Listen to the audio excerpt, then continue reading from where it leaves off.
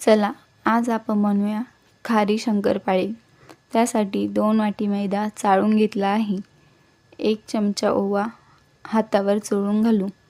अर्धा चमचा जिरे, अर्धा चमचा कळोंची, चवीनुसार मीठ घालून मिक्स करू।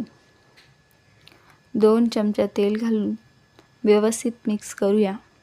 मुठीमध्ये असं पीठ झालं तर समजायचं तेलाचं प्रमाण बरोबर आहे। आता थोडे थोडे पाणी घालत घट्टसर कणिक मळून घेऊ। कणिक मळून झाले त्यावर 1 चमचा तेल घालून परत मळून घेऊया।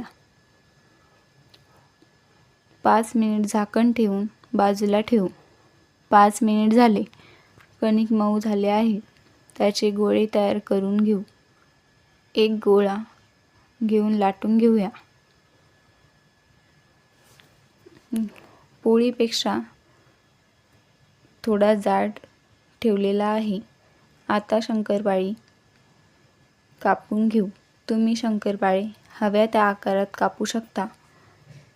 कापून झालेली शंकरपाळी एका डिशमध्ये काढूया। राहिलेले पण असेच करून घेऊ। सर्व शंकरपाळी कापून झाले आहे।